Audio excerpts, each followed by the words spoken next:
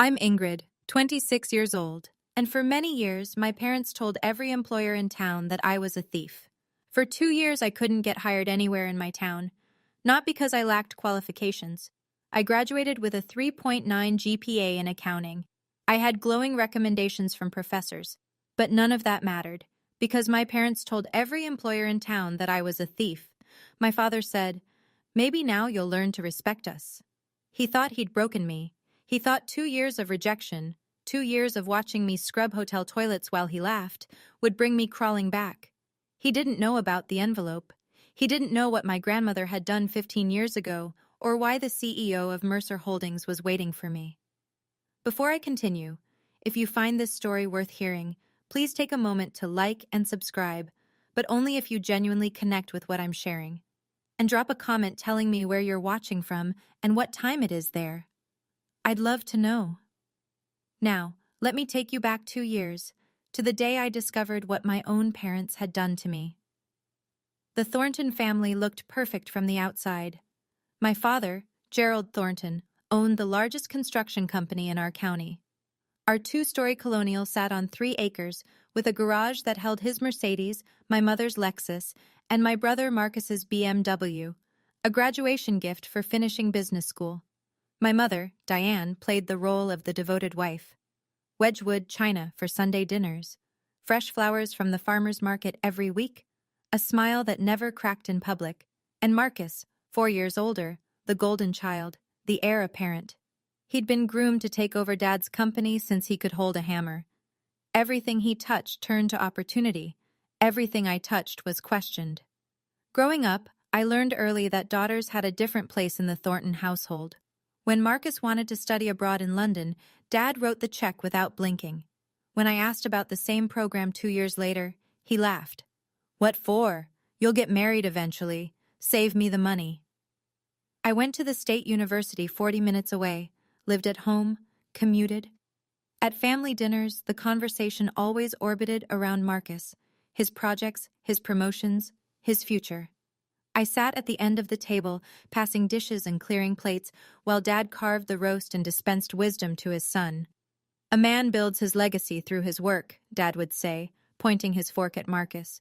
"Remember that." He never pointed that fork at me. When I was 16, I overheard him telling my mother something I've never forgotten. They were in the kitchen, voices low, and I'd paused outside the door. "Daughters don't need to achieve," he said. "They need to learn how to keep a home. Ingrid will marry well. That's her job." I stood there in the hallway, frozen. That was the first time I understood. In my father's eyes, I wasn't a person with dreams. I was an asset to be managed. The summer before college, my parents gave me a credit card. "For necessities," Mom said, sliding the slim plastic across the kitchen table. "Books, supplies, whatever you need for school." Dad nodded from behind his newspaper. "Don't go crazy. But you're covered." I was 18, eager to prove I could be responsible. I used the card exactly as intended: textbooks for my accounting courses, a second-hand laptop from the campus tech sale, notebooks, calculators. Nothing frivolous. The total over 3 months came to $1,200. When the statement arrived, Dad exploded. I remember the dining room, the chandelier above us, the way Mom's face went pale as Dad slammed the paper on the table. $1,200? He was standing now, veins visible in his neck. "Who gave you permission to spend this much?" "You did," I said, my voice smaller than I wanted it to be. "You said it was for school supplies." "I said necessities, not a shopping spree." "Gerald," Mom murmured. "The books were expensive this semester." "Stay out of this, Diane." He turned back to me, eyes cold. "You'll pay back every cent, every single cent, or you can find somewhere else to live." I worked 2 part-time jobs for 8 months, campus library and weekend shifts at a coffee shop. I paid back every dollar, kept every receipt, documented every payment. The debt wasn't the only cost. Working 25 hours a week meant I couldn't take full course loads. I had to stretch my degree over 6 years instead of 4. 2 extra years of tuition Dad refused to help with, 2 extra years of commuting from home, 2 extra years of being reminded I was a burden. I thought it was over. I thought he'd forget. But my father had a long memory, and he knew how to weaponize it. Mom found me crying in my room that night. She sat on the edge of my bed, stroked my hair, and said, "Your father just wants to teach you the value of money. He loves you. Don't be angry." I wanted to believe her. That was my mistake. The only person who ever made me feel like I mattered was my grandmother. Margaret Hayes wasn't soft. She'd built a chain of furniture stores from nothing, started with a single showroom in 1972, expanded to 11 locations across the state, then sold the whole operation when she turned 65 and retired with enough money to never worry again. She was sharp, practical, and she saw things other people missed, including what was happening in her daughter's marriage. I spent summers with Grandma Margaret when I was young. Her house smelled like lavender and old books. She taught me to read financial statements before I was 12, showed me how compound interest worked using her own investment portfolios. "Knowledge is freedom, Ingrid," she'd say, tapping her temple. "No one can take what's in here." She watched my father carefully during family gatherings. I noticed the way her eyes narrowed when he dismissed my opinions, the way her jaw tightened when Marcus got praised and I got ignored. One afternoon, I was 15, we were sitting on her porch watching the sunset over her garden. Out of nowhere, she took my hand. "Ingrid," she said quietly, "I want you to remember something." I looked at her. Her eyes were serious in a way I hadn't seen before. "I've already prepared for your future. When the time comes, you'll know." "Prepared what, Grandma?" She smiled, but it didn't quite reach her eyes. "Your father can't control everything. Neither can your mother. Someday you'll need help they won't give you. When that day comes, you'll be ready." I didn't understand what she meant. I was 15. I thought she was being dramatic. 3 years ago, Grandma Margaret passed away. She was 78. I didn't know then that she'd left me something far more valuable than money. She'd left me a way out. I graduated summa cum laude with a degree in accounting, 3.9 GPA, Dean's List every semester. A professor who'd worked at Deloitte wrote me a glowing recommendation letter.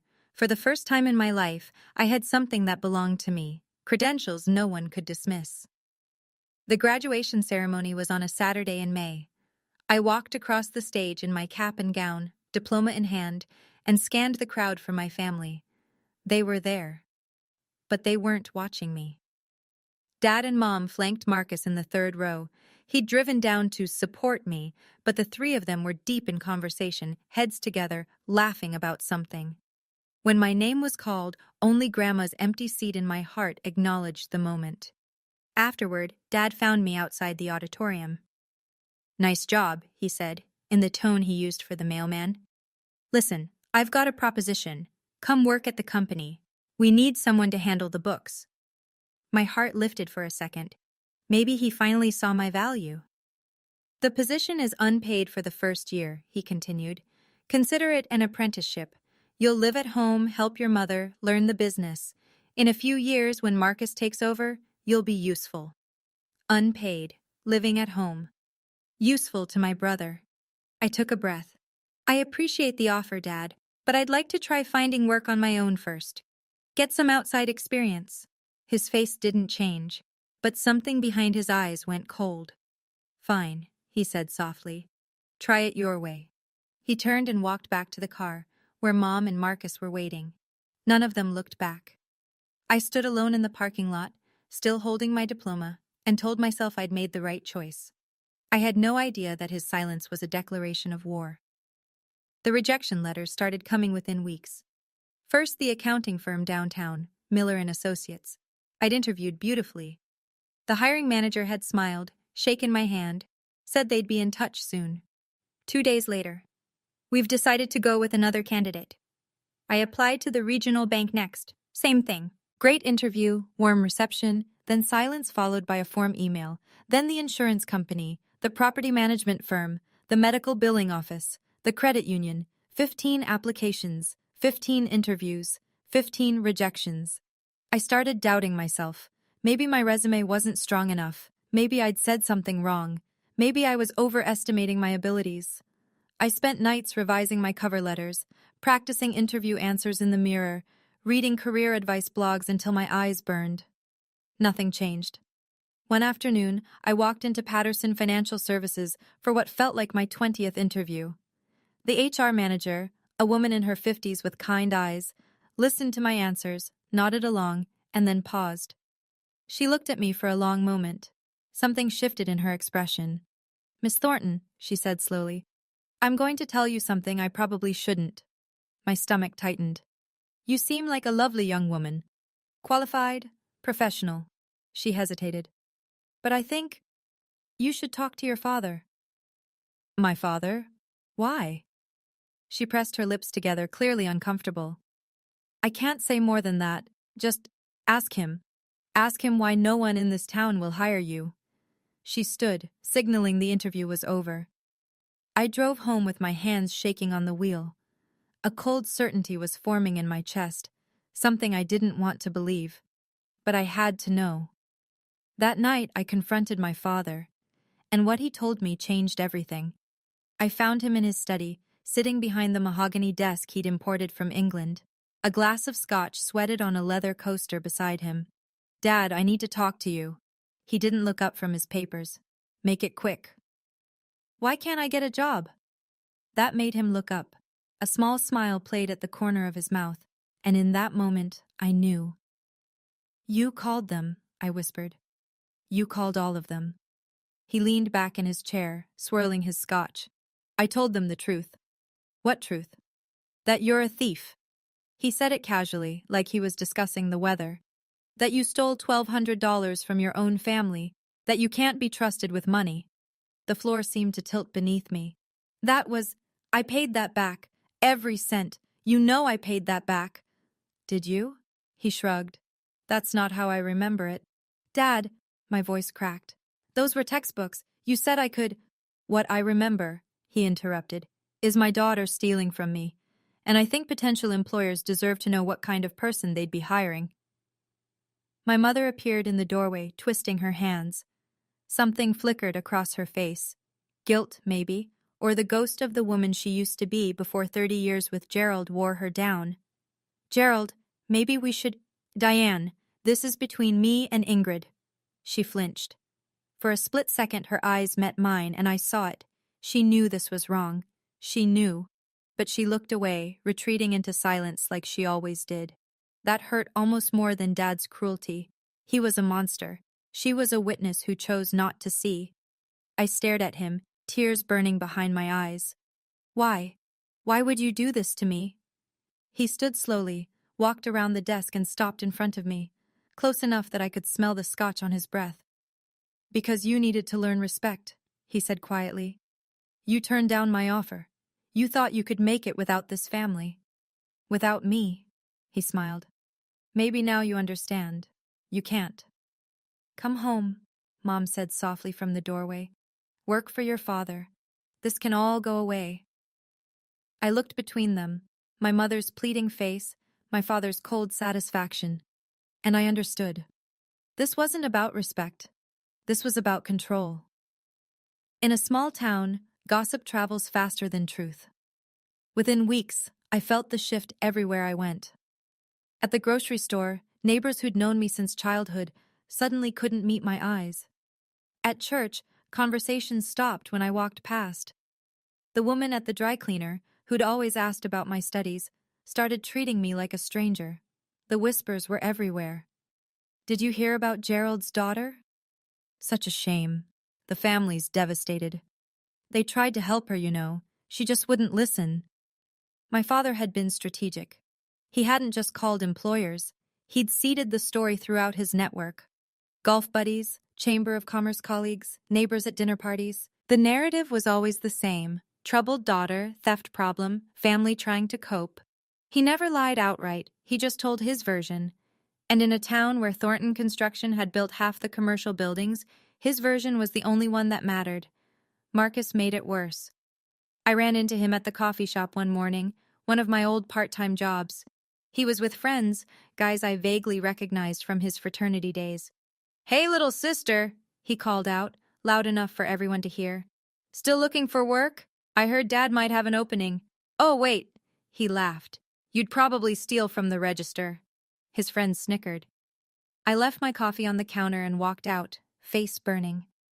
At home that night, I looked at my bank account. $3,000 in savings. Rent was due in 2 weeks on my tiny studio apartment.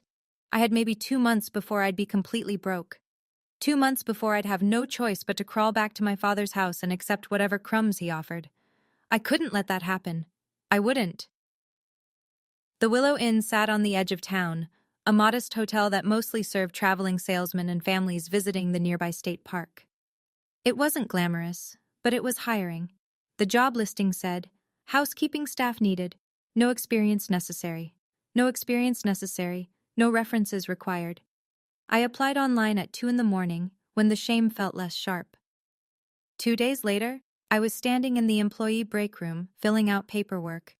The manager was a woman named Linda Crawford, mid-40s, no nonsense, with the kind of tired eyes that suggested she'd seen plenty of hard luck stories walk through her door. She looked at my application, then at me. Accounting degree, she said flatly. GPA 3.9, and you want to clean hotel rooms? Yes, ma'am. Why? I could have lied, made up something about wanting experience in hospitality. But I was so tired of lies. Because no one else will hire me, I said, and I need to eat. She studied me for a long moment. I wondered if she'd heard the rumors, if she'd call my father for a reference and this door would slam shut too. Instead, she nodded once. I don't care what people say about you, Miss Thornton. I care whether you show up on time and do your job. She slid a uniform across the desk, pale blue polyester, the kind that wrinkles if you look at it wrong. Shift starts at 6 a.m. Don't be late. I took the uniform with hands that weren't quite steady. Thank you, I managed. You won't regret this. She almost smiled. We'll see. Minimum wage, night shifts, scrubbing toilets and changing sheets, while people who used to respect me pretended not to see me in the hallways. But it was work. It was survival, and my father couldn't touch it. 6 months into my housekeeping job, my family decided to have dinner at the Willow Inn. I don't believe in coincidences anymore. It was a Friday evening. I was pushing my supply cart down the service corridor when I heard a familiar laugh, my father's booming, self-satisfied bark that I'd learned to dread. I froze, pressed myself against the wall, peeked around the corner. There they were, being seated in the hotel restaurant, Dad in his charcoal Tom Ford suit, Mom in pearls, Marcus checking his phone, bored already. The hostess was leading them to a window table, right in my sightline. I should have stayed hidden. I should have switched floors, asked another housekeeper to cover. But before I could move, my father's eyes found me. The cart, the uniform, the yellow rubber gloves on my hands. His face split into the widest grin I'd ever seen. Well, well, he nudged my mother, pointed directly at me. Diane, look, our daughter found her calling. Mom's face flickered, shame maybe, or something else I couldn't read. Marcus just laughed. Hey, Ingrid, my brother called across the restaurant, loud enough for every guest to hear. Missed a spot in room 204. Several diners turned to look. Some recognized me. I saw the whispers start. I stood there in my wrinkled polyester uniform, holding a toilet brush, while my family watched from their white tablecloth table with their crystal water glasses and their Rolex watches. My father raised his wineglass toward me in a mock toast. Maybe now, he said, just loud enough to carry, you'll finally learn to respect us. I didn't cry. I didn't run. I just turned around and pushed my cart back down the corridor. But something hardened inside me that night. I remembered what Grandma had said. When the time comes, you'll know. When, I wondered. When? 3 weeks after the restaurant incident, I was cleaning out a box of old things from my closet, trying to sell whatever I could to make rent, when I found my old phone. The screen was cracked, battery dead. I'd upgraded a year ago and forgotten about it. For some reason, I plugged it in. The phone buzzed to life, and notifications flooded the screen. Old texts from college friends I'd lost touch with, spam emails, and one voicemail. From 3 years ago, right after Grandma died. I pressed play, heart suddenly pounding. Miss Thornton, this is Walter Henderson from Henderson and Associates Law Firm. The voice was professional, measured. I'm calling regarding the estate of Margaret Hayes. There are some documents pertaining to her will that require your attention. Please contact our office at your earliest convenience. The message ended. 2 years. I'd missed this call 2 years ago. I remembered that time. The fog of grief after Grandma's funeral. I hadn't been checking messages. I'd assumed her estate was straightforward. Dad had told us she'd left everything to charity, with small gifts for each grandchild. Nothing significant, he'd said dismissively. Your grandmother was always sentimental. I'd believed him.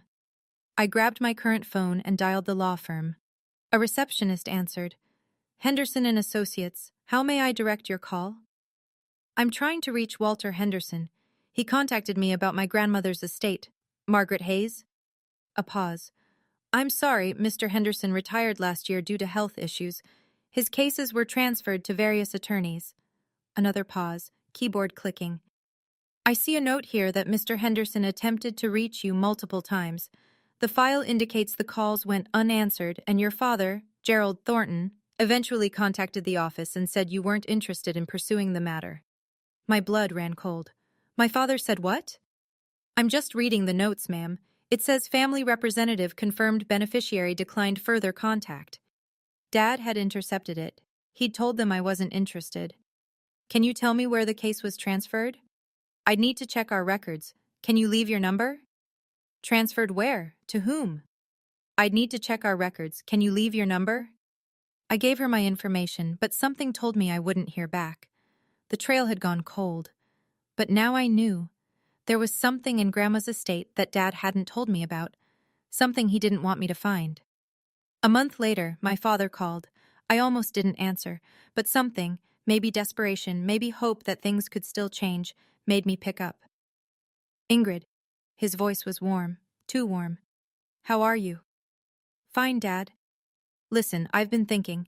This has gone on long enough. Your mother misses you. I miss you. He paused. Come home. I stared at the water stain on my ceiling, the one I couldn't afford to fix. Come home and do what? Work at the company. We need help with bookkeeping. I'll pay you. Not much at first, but something. You'll live with us, save money, get back on your feet. It sounded almost reasonable. Almost. And the job hunting? The things you told everyone about me? Water under the bridge. Come home and I'll make some calls, clear things up. And if I don't? His tone shifted. The warmth drained out like someone had pulled a plug. Then you can keep scrubbing toilets until you wise up. Your choice. I closed my eyes. I need to think about it. Don't think too long. This offer won't last forever. He hung up. That night, my mother called separately, her voice soft, pleading. Please, Ingrid, just come home. Stop being stubborn. Your father only wants what's best for you. Does he, Mom? Or does he just want to control me? That's unfair. He's your father. He loves you in his own way. His way is destroying my life. Silence. Then quietly, you're making this harder than it needs to be. I hung up without saying goodbye. Marcus texted an hour later. Just give up already, sis. You're embarrassing yourself and us. I didn't respond. Instead, I opened my laptop and started applying to jobs outside our town, far outside, places where the Thornton name meant nothing. I had to escape. 2 weeks later, I learned exactly what my father had planned for me. I was working the late shift at the Willow Inn, restocking supplies in the second-floor closet, when voices drifted from the restaurant below. The ventilation ducts carried sound in strange ways, a design flaw I'd learned to ignore. But then I heard my father's name, and then I heard mine. I crept closer to the vent, pressing my ear against the metal grate. Tell you, Richard, it's perfect timing. Dad's voice, jovial, confident. Your son's looking to settle down. My daughter needs stability. Merge the families, merge the businesses. Thornton Construction and Palmer Plumbing. We dominate the county. A second voice, older, gruff. She's the one who's been causing trouble? The theft thing? That's handled. She's almost ready to come home. Another few months of this, Dad laughed. And she'll agree to anything, including meeting your boy. My blood turned to ice. So what? An arranged marriage? I prefer strategic alliance. But yes, she'll do what she's told. By the time I'm done, She won't have any other options. The other man chuckled. Gerald, you're a piece of work. All right, let's talk numbers. Their conversation shifted to business details. I didn't hear any of it. I slid down the wall until I was sitting on the floor of the supply closet, surrounded by toilet paper and bleach, my heart hammering against my ribs. He wasn't just trying to control me. He was planning to sell me. A business arrangement. A merger sealed with his daughter's future. I thought about Grandma Margaret, her warning, her promise that she'd prepared something. I didn't know what she'd left me or how to find it, but I knew one thing with absolute certainty. I could not stay in this town, no matter what it cost me. I started applying to companies in cities I'd never visited, places where my father's influence couldn't reach. Chicago, Denver, Atlanta, anywhere far enough that a small-town construction company owner's gossip wouldn't matter. The rejections piled up. Some companies wanted references I couldn't provide. Others questioned the 2-year gap in my employment history. How do you explain, my father sabotaged my career because I wouldn't be his unpaid servant? I tried honesty a few times. It never went well. That sounds like a complicated family situation, one HR manager said diplomatically, which was corporate speak for we don't want your drama. After weeks of nothing, I'd almost given up hope. Then the email arrived. Subject: Interview. Invitation: Mercer Holdings. I had to read it 3 times before I believed it was real. Dear Ms. Thornton, we have reviewed your application and would like to invite you for an in-person interview at our headquarters. Please note that this interview will be conducted by our CEO, Mr. Daniel Mercer, personally. This is an unusual request, but Mr. Mercer has expressed specific interest in meeting with you. Please confirm your availability. Mercer Holdings. I'd applied on a whim. They were the largest financial firm in 3 states, way above my experience level. I'd never expected a response. And the CEO wanted to meet me personally? That didn't make sense. CEOs didn't interview entry-level accountants. I almost deleted the email, convinced it was spam or some cruel joke. But something made me pause. Grandma's voice in my head. When the time comes, you'll know. I hit reply before I could talk myself out of it. Dear Sir or Madam, I'm available at your earliest convenience. 2 days later, I was on a bus to the city, wearing a second-hand navy suit I'd found at Goodwill, with $47 in my pocket and no idea what was waiting for me. The night before my interview, I stayed in a budget motel near the bus station. The room smelled like industrial cleaner and old cigarettes. The mattress sagged in the middle. But it was clean, and it was mine, and tomorrow might change everything. I hung my Goodwill suit in the bathroom, letting the steam from the shower work out the wrinkles. I polished my only pair of heels, black, scuffed at the toes, but presentable if no one looked too close. I practiced interview answers until midnight. Tell me about yourself. I graduated summa cum laude with a degree in accounting. I'm detail-oriented, hardworking, and eager to contribute to a team that values integrity. Why do you want to work at Mercer Holdings?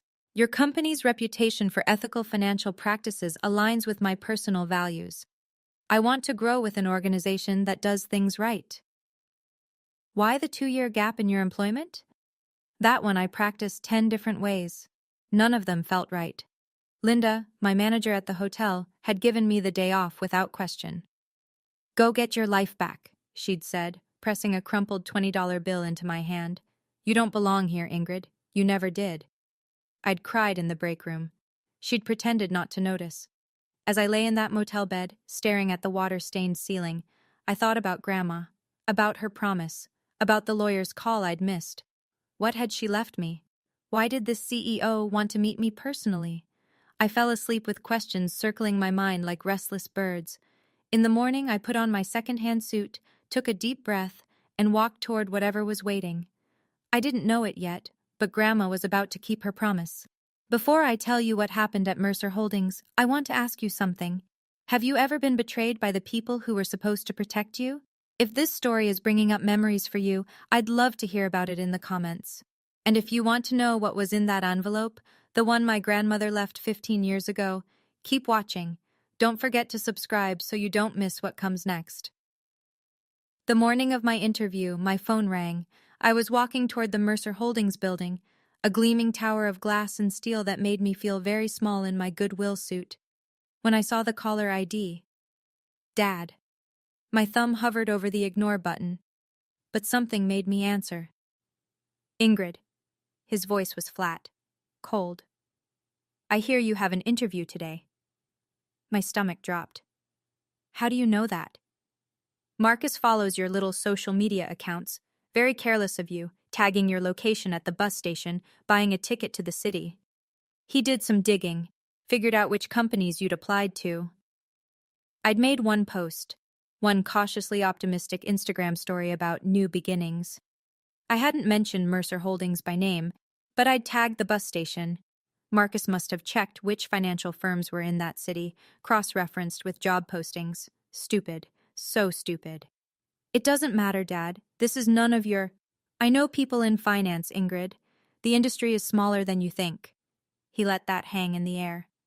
One phone call. That's all it takes. You wouldn't? Try me. Or better yet, come home now and stop this foolishness. Last chance. I was standing on the sidewalk, 50 feet from the building that might save my life, and my father was trying to burn it down from 300 miles away. My phone buzzed. A text from Marcus. You're done, sis. Dad already called them. Enjoy the bus ride home. My hands were shaking so badly I almost dropped the phone. I looked up at the Mercer Holdings tower. 26 floors of glass reflecting the morning sun. Maybe he'd already poisoned this well, too. Maybe I was walking into another rejection. Another door slammed in my face, but I'd come too far to turn back.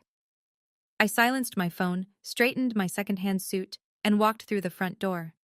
Whatever was waiting for me, I'd face it standing up. The lobby of Mercer Holdings was everything my life wasn't.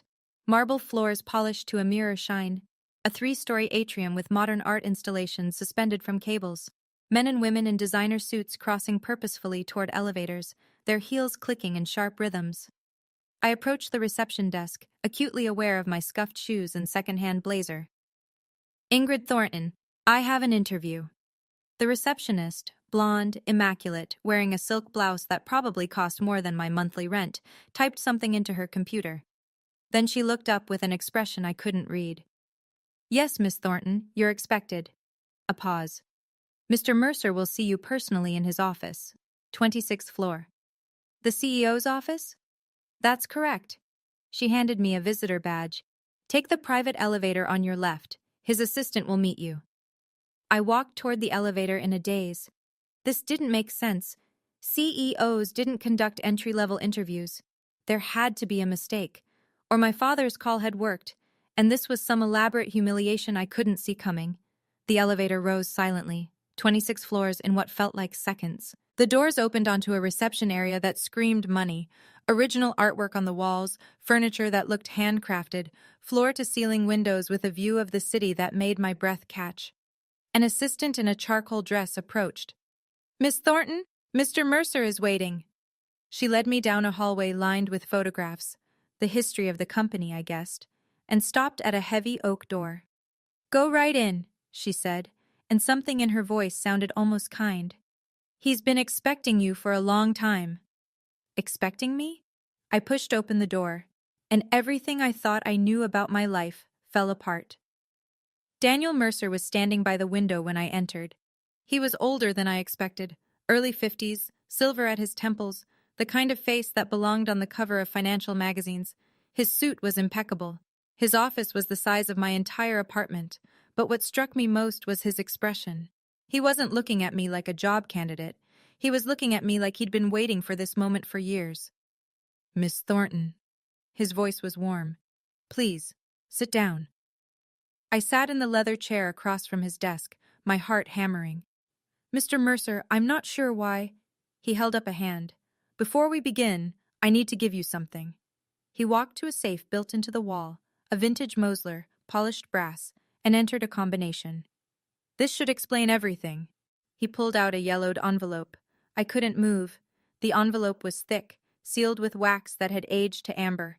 On the front, in handwriting I would recognize anywhere, were the words, only to be opened when Margaret Hayes has passed away and her granddaughter Ingrid Thornton comes for an interview at Mercer Holdings. The date beneath it, 15 years ago. I was 11 when she wrote this. Your grandmother. Daniel said softly, placing it in my trembling hands, was the first person who ever believed in me. 20 years ago, I was nobody. A kid with a business plan and no money. Margaret Hayes wrote me a check for $200,000 when every bank in the state had said no. She made me promise one thing, he continued. She said, "Someday a young woman named Ingrid Thornton will need a job. She might apply to your company. When she does, and she will, give her this envelope. I set up a flag in our HR system 15 years ago. Your name, your social security number. The moment your application came through, I was notified." 15 years. He'd been waiting 15 years for an application that might never come. Tears were blurring my vision. She told me, "Someday my granddaughter will need a safe place. When she comes to you, and she will, give her this." I didn't understand then. He paused. I understand now. "Grandma," I whispered, staring at the envelope. She'd known. 15 years ago she'd known. My hands wouldn't stop shaking as I broke the wax seal. Daniel stepped back, giving me space. The office was silent except for the soft rustle of old paper. Inside were 3 items. First, a letter, handwritten on cream-colored stationery, Grandma's elegant script flowing across the pages. Second, a certificate, official, notarized, bearing the Mercer Holdings logo and a date from 20 years ago. I scanned the text and felt the room tilt. Certificate of stock ownership, Ingrid Marie Thornton. Shares, 8% founding stake. Mercer Holdings, LLC. I read it twice. 3 times. "I don't understand," I whispered. Daniel pulled up a chair beside me. "When your grandmother invested in my company, she didn't want the shares in her name. She put them in trust for you, her then 6-year-old granddaughter. Legally, irrevocably yours." "But why didn't anyone tell me?" "The trust was structured to remain silent until either Margaret passed away or you came to this company seeking employment, whichever came first. She designed it that way." He paused. "She wanted to make sure no one could take it from you, not even your father." The third item, a small leather journal, its pages yellowed and soft with age. I opened it. Inside were notes, dates and observations spanning decades. October 1998. Gerald screamed at Diane about household spending. Diane cried for 2 hours. March 2002. Gerald refused to pay for Ingrid's piano lessons, called them a waste of money for a girl. June 2008. Gerald forbade Ingrid from applying to out-of-state colleges. Women don't need fancy degrees. Page after page, she'd been watching, documenting, preparing. "Your grandmother knew," Daniel said quietly, "exactly what kind of man your father is. She couldn't stop him directly, so she built you an escape route." I was crying now, couldn't stop. She'd loved me this much. Daniel offered me a glass of water and stepped outside to give me privacy. I sat alone in his office, holding my grandmother's letter like it was made of glass. "My dearest Ingrid, if you're reading this, then I've left this world and you found your way here. I'm sorry I couldn't be there to give you this myself. I want you to understand why I did what I did. I watched your mother marry Gerald Thornton. I saw the signs from the beginning, the control, the cruelty disguised as discipline, the way he diminished everyone around him to feel powerful. I begged Diane to leave. She refused. She believed she could fix him. I couldn't save my daughter, but I swore I would save you. From the moment you were born, I saw something in you, a spark Gerald couldn't extinguish. You questioned him. You dreamed beyond his walls, and I knew with absolute certainty that one day he would try to break you for it. So I built you an insurance policy." Daniel Mercer was a young man with a vision when I invested in his company. "I put those shares in your name because I knew that Gerald would one day try to trap you, and I wanted you to have a door he couldn't close. By now, those shares are worth more than enough to build your own life. Use them wisely. Build something that belongs to you. And remember this, sweet girl. You don't owe anyone your obedience, not even family, especially not family that treats love like a leash. I am so proud of the woman you've become. Even if I can't see it, I know it's true. Live free, Ingrid. That's all I ever wanted for you. All my love, forever, Grandma. I pressed the letter to my chest and wept. When Daniel returned, I had composed myself. Mostly. My eyes were red, my mascara was ruined, but something inside me felt lighter than it had in years. I have to tell you something, he said, settling back into his chair. Your father called me this morning. I went cold. What did he say? The same thing he's apparently told everyone, that you're a thief, that you stole from your family, that I shouldn't trust you.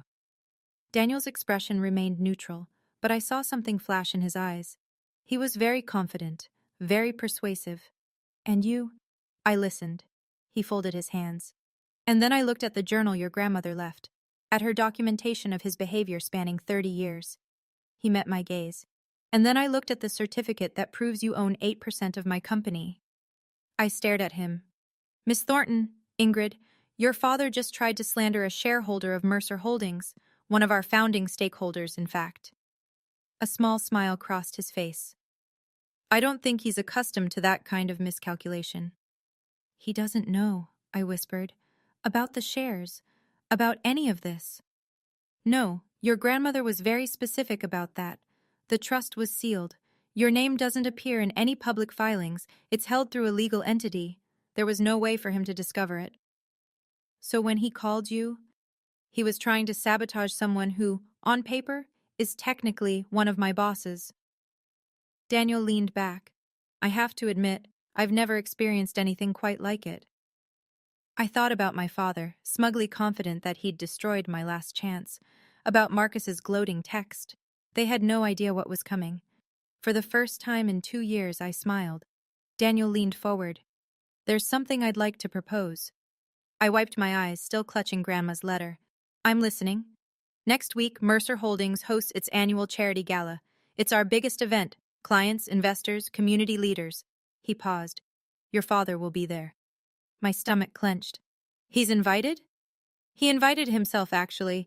He's been trying to network his way into contracts with us for months. Seems to think his construction company would make a good partner. Daniel's tone was dry.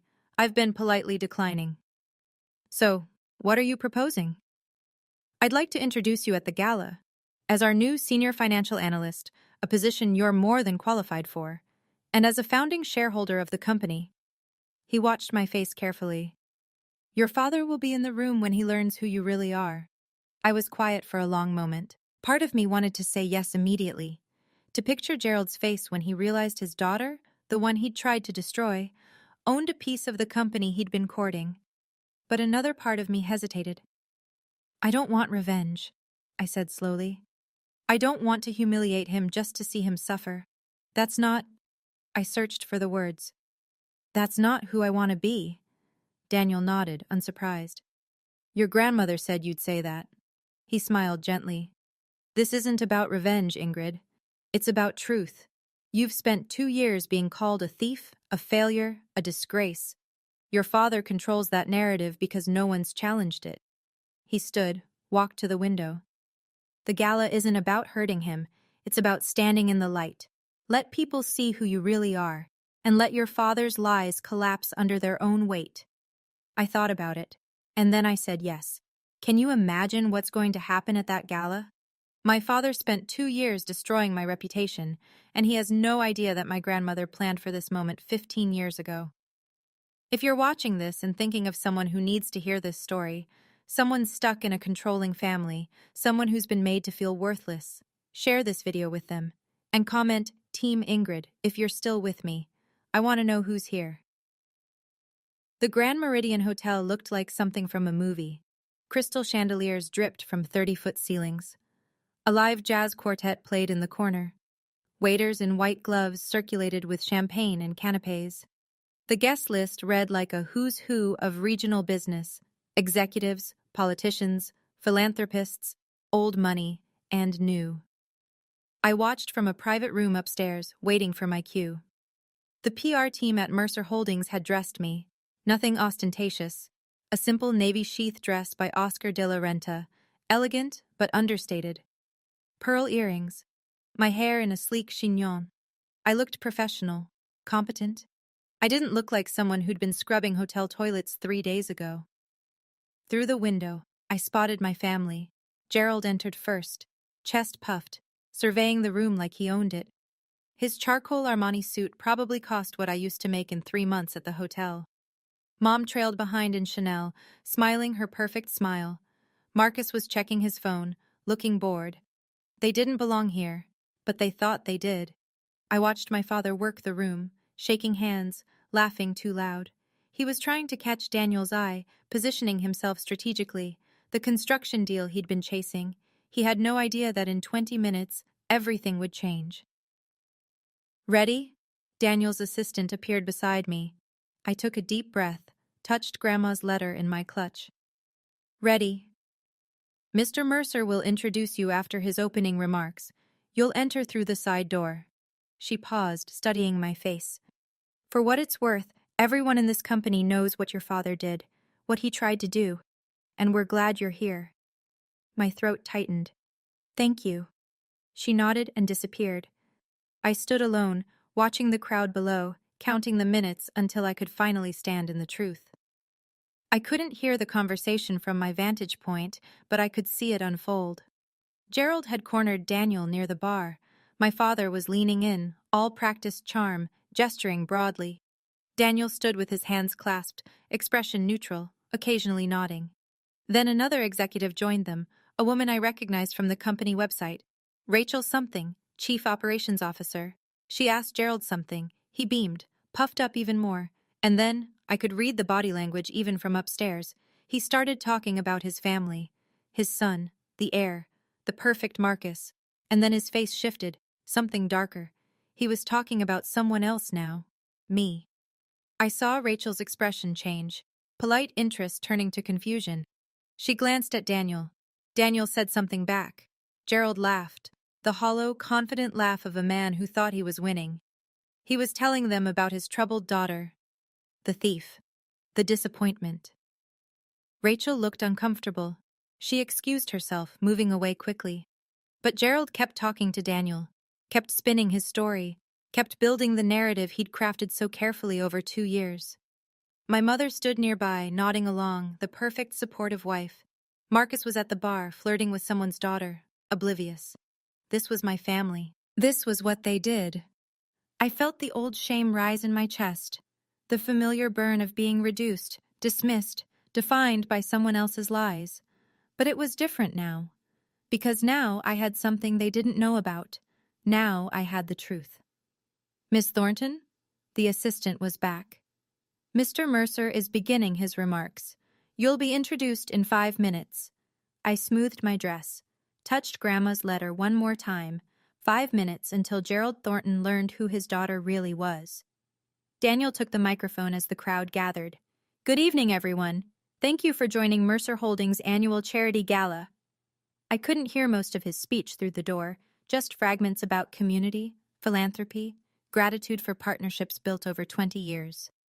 Then his voice shifted. Before we continue, I'd like to introduce someone special. Someone who represents the values this company was built on: integrity, perseverance, and the courage to stand alone when necessary. The assistant touched my arm. That's your cue. I stepped through the side door and into the ballroom. 200 faces turned toward me. I walked steadily, head high, toward the small stage where Daniel waited. My heels clicked against the marble floor. The navy dress caught the light from the chandeliers. I didn't look at my father. Not yet. But I felt the moment he saw me.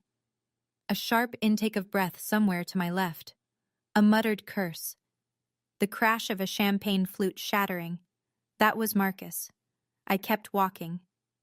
Ladies and gentlemen, Daniel continued, his voice warm and clear, please welcome Mercer Holdings' newest senior financial analyst and someone very dear to this company's history, Miss Ingrid Thornton. Polite applause rippled through the crowd. I reached the stage. Daniel shook my hand, leaning close to murmur, "You're doing great." I turned to face the audience. And finally, I let myself look at my father. Gerald stood frozen near the bar, face white, mouth open. My mother had grabbed his arm, her knuckles bloodless. Marcus was staring at the broken glass at his feet like he didn't understand how it got there. I smiled. Not vindictive, not cruel, just calm. Thank you, I said into the microphone. It's an honor to be here. And then my father started moving toward me, face twisted with rage. Ingrid!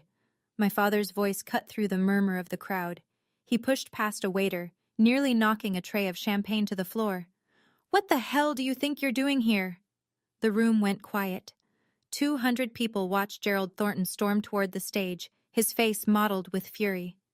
Security, he barked, looking around wildly. Someone get security. This woman shouldn't be here. Daniel stepped forward, his voice calm but carrying. Mr. Thornton, I'd suggest you lower your voice. You don't understand, Gerald sputtered, pointing at me. She's a thief. I told you this morning. She stole from her own family. She's not qualified to... Not qualified? Daniel's eyebrow rose. Mr. Thornton, I'm well aware of Miss Thornton's qualifications. You can't possibly... I'm also aware that you've spent the past 2 years contacting every employer in your county to destroy your daughter's career. I'm aware that the theft you reference was $1,200 in textbooks that she paid back in full. Daniel's voice hardened slightly. And I'm aware that you've been trying to force your daughter into an arranged marriage to secure a business partnership. Gasps rippled through the crowd. Gerald's face went from red to white. How do you... Your daughter, Daniel continued, is not just an employee of Mercer Holdings.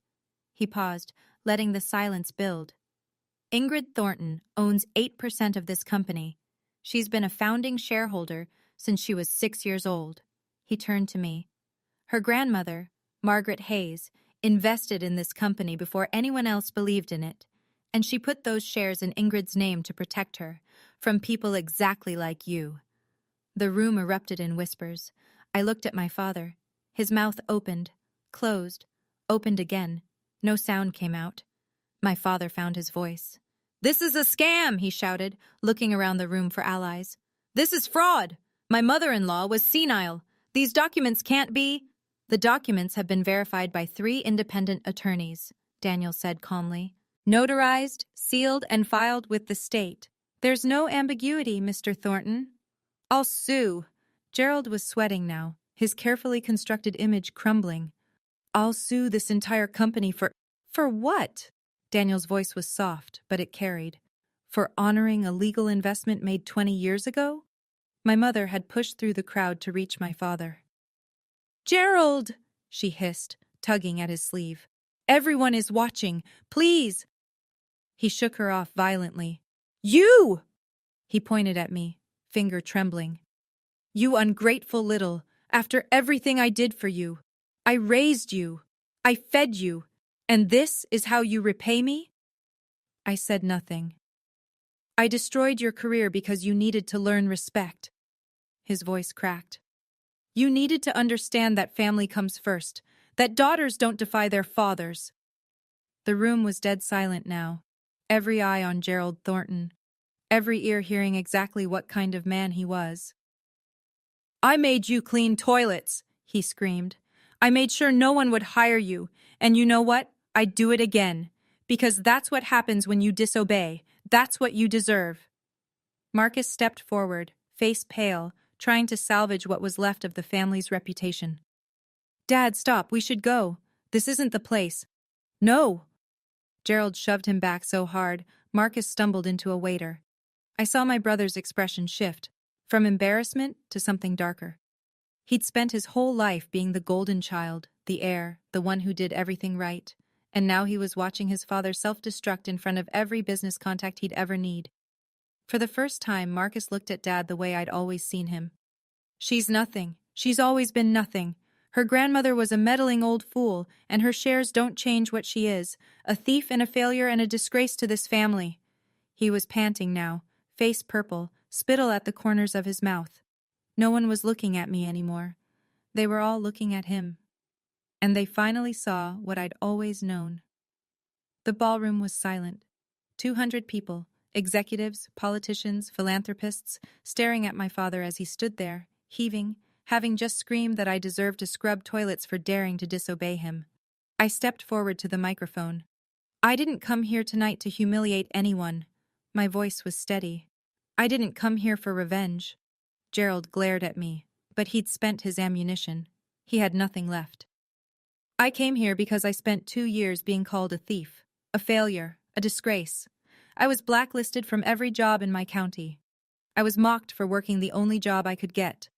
I was told that if I wanted to survive, I had to surrender my freedom to a man who saw me as property. I looked at my father, not with anger, not with hatred, just clarity. The $1,200 my father calls theft was money he gave me to buy textbooks. I paid back every cent. I have every receipt. I paused. But even if I hadn't, even if I'd made a mistake, does that justify 2 years of sabotage? Does that justify trying to arrange my marriage to seal a business deal? Murmurs in the crowd. My grandmother saw what I couldn't. She knew what kind of man my father was. She couldn't save my mother, but she found a way to save me. Not with magic, not with luck, with planning, with legal documents, with love that looked ahead.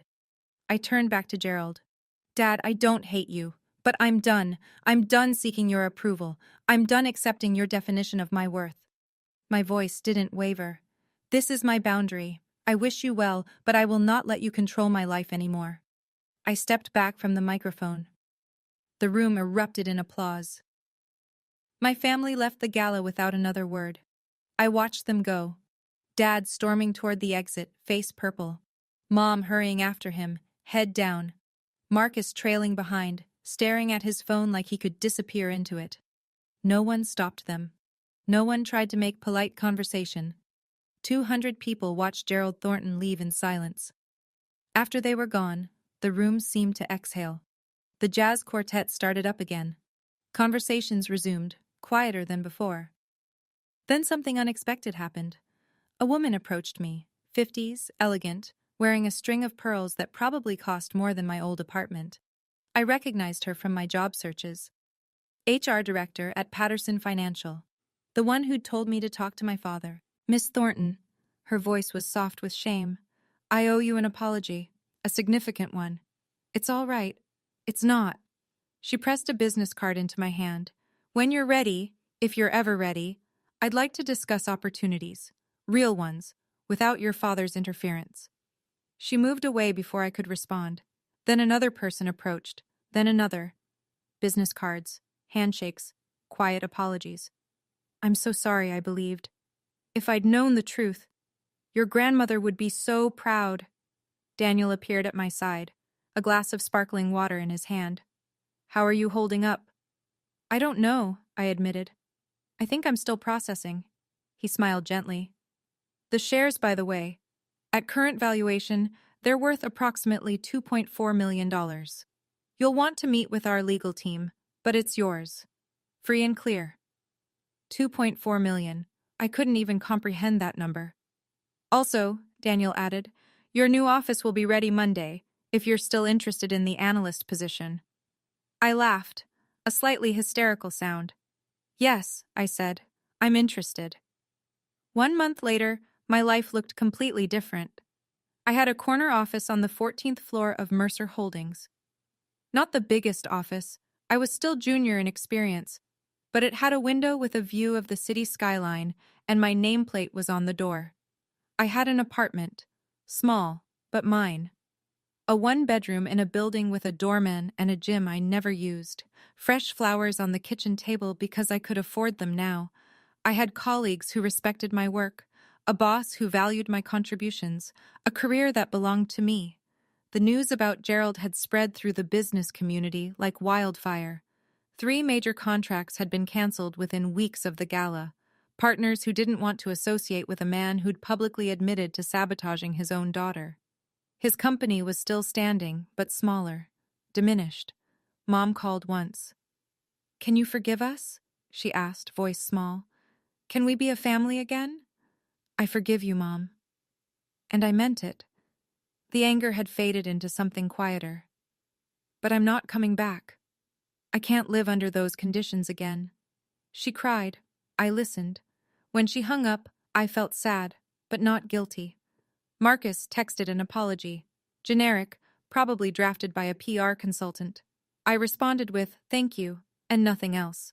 Maybe someday we'd rebuild something. Maybe not. Gerald never reached out. I didn't expect him to.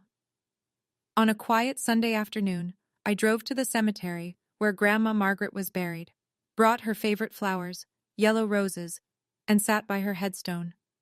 "You saved me," I said softly. "You saw it coming, and you saved me." The wind rustled through the trees. "I'll make you proud, Grandma. I promise." I sat there until the sun went down, feeling for the first time in years completely free. Sometimes I take out Grandma's letter and read it again. "Live free, Ingrid. That's all I ever wanted for you." She couldn't have known exactly how things would unfold. She couldn't have predicted the specific cruelties my father would deploy, or the exact moment I'd reach my breaking point. But she knew the shape of it. She knew the kind of man Gerald was, the kind of trap he'd try to build. And she spent years, quietly, secretly, constructing a door he couldn't lock. That's love. Not words, not promises, action. If I've learned anything from these past 2 years, it's this. The people who truly love you protect you, not by controlling you, but by giving you options, by building foundations you can stand on, by trusting you to find your own way. And second, boundaries aren't betrayal. I spent so long feeling guilty for wanting independence, for not being the obedient daughter my father demanded. I thought something was wrong with me.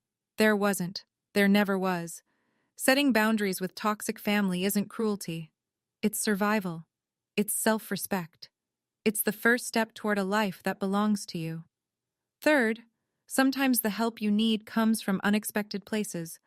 A grandmother's foresight, a stranger's kindness, an opportunity you almost didn't take. Keep going. Even when it's dark, even when every door seems closed, somewhere, something is being prepared for you. I keep Grandma's letter in my wallet. The paper is soft now from handling, the creases worn thin. Don't let anyone control you with money. Build something that belongs to you. I'm building it, Grandma. Every day, I'm building it. And I'm finally free. That's my story. No magic. No fairy godmother appearing at the last second. Just a grandmother who loved me enough to plan ahead, and a granddaughter who kept going even when it seemed hopeless. If you're watching this and you're stuck in a controlling family, or you've been made to feel worthless by people who should have protected you, I want you to know, it can get better. You can get out, but you might have to build your own door. Thank you for staying until the end. If this story meant something to you, share it with someone who needs to hear it. Subscribe and hit the bell for more stories like this one, and check the description for the next video. I think you'll like it. Take care of yourself. You deserve to be free.